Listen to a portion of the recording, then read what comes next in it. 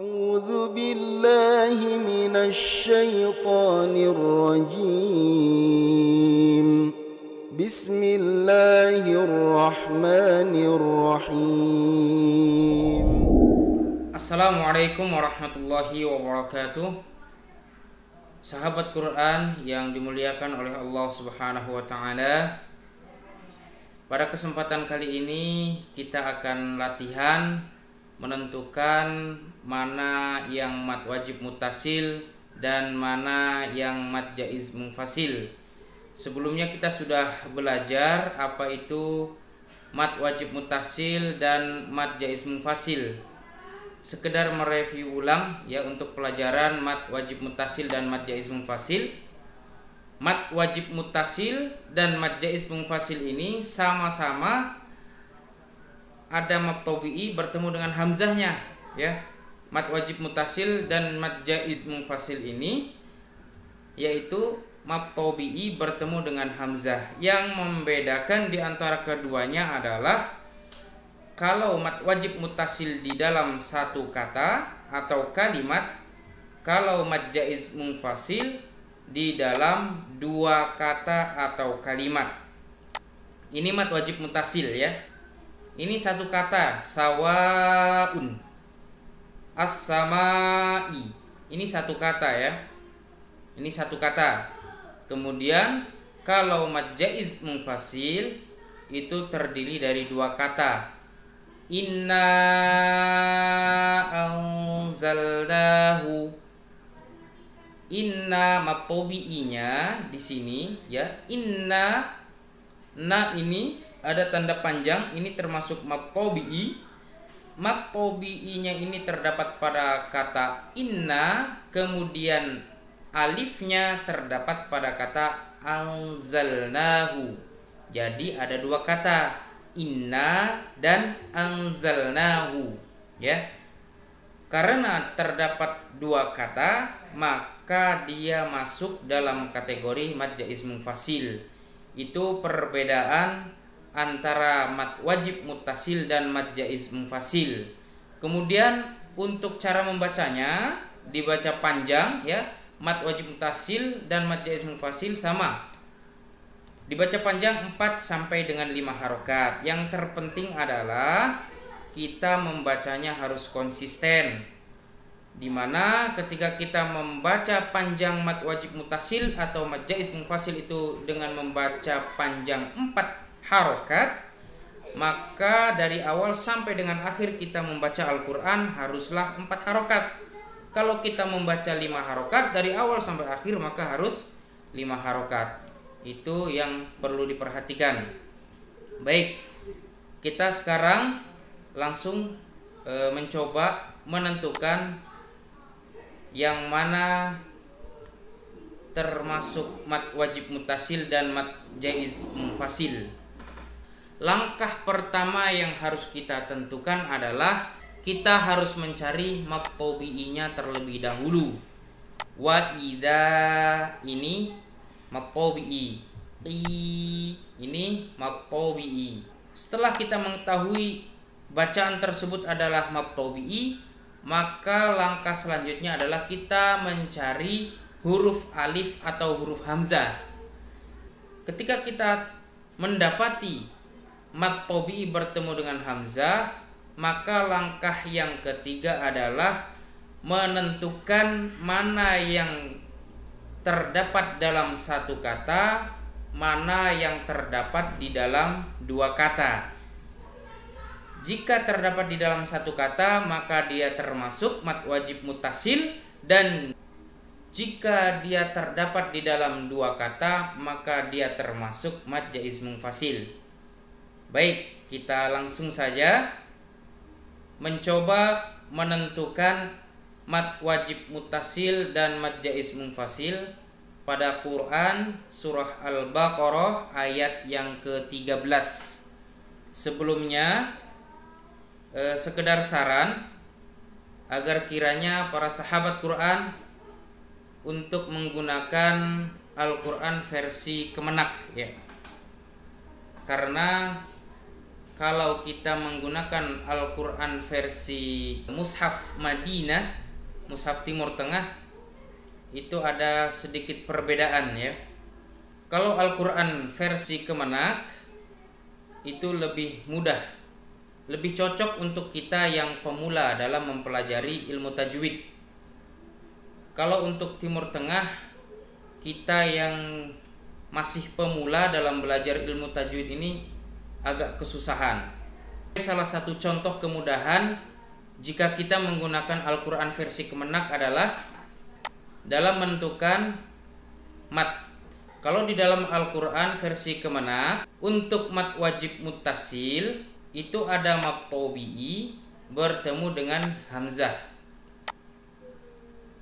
Mat tabi'i bertemu dengan hamzah, bukan alif.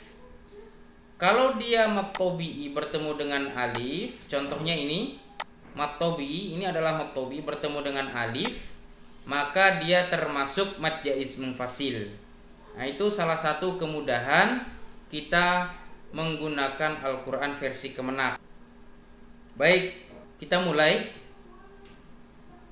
mencoba menentukan mad wajib muttasil dan mad jaiz munfasil. Wa idza qila lahum aminu kama amana.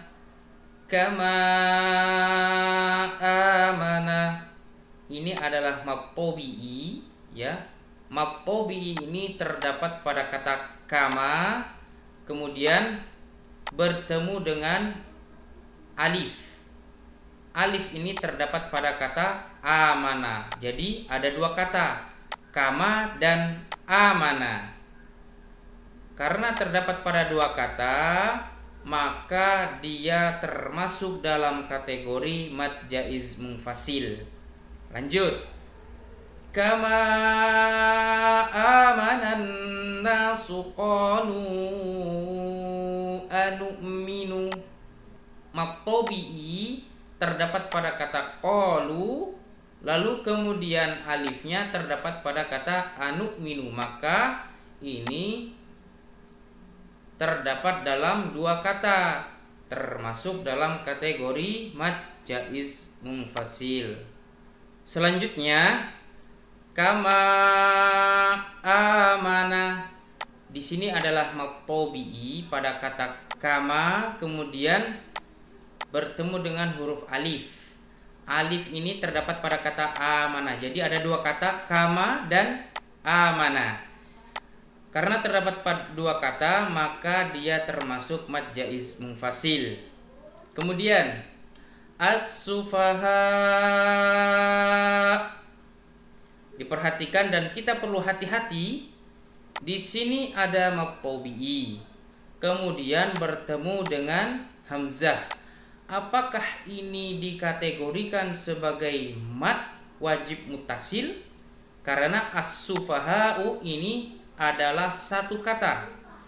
Jawabannya tidak, karena huruf hamzah tidak dibaca melainkan dimatikan atau disukunkan. As-sufaha ini termasuk dalam kategori mad arid lis sukun. Selanjutnya, ala innahum, ada mad tabi'i pada kata la, ini satu kata, ala. Innahum, ada huruf alif pada kata innahum, ini satu kata. Jadi antara mad tabi'i dengan alifnya ini terdapat dalam dua kata, maka dia termasuk dalam kategori mad jaiz munfasil. Diingat, mad jaiz munfasil terdiri dari dua kata. Atau yang kedua, diingat, kalau mad jaiz munfasil berarti ada mad tabi'i bertemu dengan alif. Kalau mad wajib muttasil ada mad tabi'i bertemu dengan hamzah. Nah, jadi cara membedakan mad wajib muttasil dan mad jaiz munfasil untuk Quran versi Kemenak cukup dengan alif dan hamzah. Kalau dia alif, maka dia termasuk mad jaiz munfasil. Kalau dia hamzah seperti ini, maka dia termasuk mad wajib muttasil. Lanjut. Ala innahum humus sufaha'u. As-sufaha'u ini satu kata. As-sufaha'u satu kata. Ada mad tabi'i pada kata as-sufaha'u, kemudian setelah itu ada huruf hamzah. Antara mad tabi'i dan hamzah, itu terdapat pada satu kata, yaitu as-sufaha'u. Maka ini termasuk dalam kategori mad wajib muttasil. Lanjut. Walakin la ya'lamun. Kita lanjut pada ayat yang ke-14. Wa idza laqul ladzina amanu qalu amanna. Perhatikan, ada mad tabi'i ya. Pada kata qalu, lu ini panjang ya, ini termasuk mad tabi'i. Kemudian bertemu dengan huruf alif. Kalau dia bertemu dengan huruf alif, maka dia mad jaiz munfasil.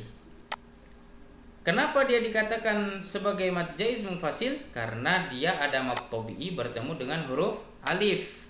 Ini untuk Al-Quran versi Kemenak. Kemudian alasan yang kedua, kenapa? Karena terdapat dalam dua kata, yaitu qalu dan amanna. Mad tabi'inya terdapat pada kata qalu, kemudian alifnya terdapat pada kata amanna, sehingga ada dua kata qalu dan amanna. Karena terdapat di dalam dua kata, maka ini termasuk mad jaiz munfasil. Selanjutnya, wa idza khalau ila syayatinihim qalu inna ma'akum.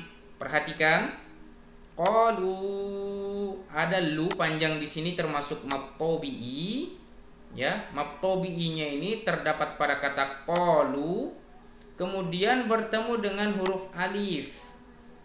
Alif ini terdapat pada kata inna ya. Inna, qalu dan inna. Maka karena terdapat di dalam dua kata, maka dia termasuk mad jaiz munfasil. Selanjutnya, innama nahnu mustahzi'un. Tidak ada. Allahu yastahzi'u bihim wa yamudduhum fi tughyanihim ya'mahun. Tidak ada. Ulaikal ladzina. Perhatikan pada kata ulaika. Di sini ada mad tabi'i. Ini la panjang ini adalah mad tabi'i. Setelah mad tabi'i ada huruf hamzah. Nah, sementara ulaika ini adalah satu kata. Maka ketika kita mendapati mad tabi'i kemudian bertemu hamzah di dalam satu kata, maka dia termasuk dalam kategori mad wajib muttasil. Selanjutnya, ulaikal ladzina ishtaraw ad-dalalata bil huda fama rabihat tijaratuhum wama kanu muhtadin. Tidak ada mad wajib muttasil ataupun jaiz munfasil. Mathaluhum kamathalil ladzi istawqada nara falamma adaa'at. Falamma ini mad tabi'i. Kemudian di depannya huruf apa? Ada huruf alif. Huruf alif ini terdapat pada kata adaa'at. Ini satu kata. Kemudian falamma ini satu kata. Maka karena terdapat dua kata antara mad tabi'i dengan alifnya, maka dia termasuk dalam kategori mad jaiz munfasil. Selanjutnya perlu diperhatikan bahwa pada kata adha'at ini satu kata. Ini terdapat mad tabi'i. Bo ini panjang, ini mad tabi'i. Di depan ada huruf hamzah. Ada huruf hamzah. Antara mad tabi'i dan hamzah ini terdapat pada satu kata, maka dia termasuk mad wajib muttasil. Selanjutnya, ma haulahu dhahaballahu binurihim wa tarakahum fi dhulumatil la yubsirun. Ya, tidak ada lagi mad wajib muttasil ataupun mad jaiz munfasil yang kita temukan. Jadi perlu diingat dalam menentukan mad wajib muttasil ataupun mad jaiz munfasil ini, yaitu terdapat pada kata. Kalau mad wajib muttasil dia terdapat di dalam satu kata, sementara untuk mad jaiz munfasil dia terpisah. Mad tabi'inya terpisah dengan huruf hamzahnya, huruf alifnya. Karena munfasil sendiri itu artinya adalah terpisah. Selanjutnya untuk sahabat Quran yang semoga dimuliakan Allah Subhanahu wa taala, perlu latihan agar kita lancar dalam menentukan mad wajib muttasil dan mad jaiz munfasil. Sahabat Quran bisa mengerjakan ayat yang ke-19 Quran surah Al-Baqarah ya, ayat yang ke-19 dan ayat 20 sebagai latihan ya. Nanti hasilnya dikirimkan ke nomor WA yang ada di samping ini. Nanti jawabannya akan kami kirimkan kembali. Semoga Allah Subhanahu wa taala memberikan kemudahan bagi kita yang mau menuntut ilmu tajwid ini. Semoga bermanfaat. Assalamualaikum warahmatullahi wabarakatuh. اللهم ارحمنا بالقرآن واجعله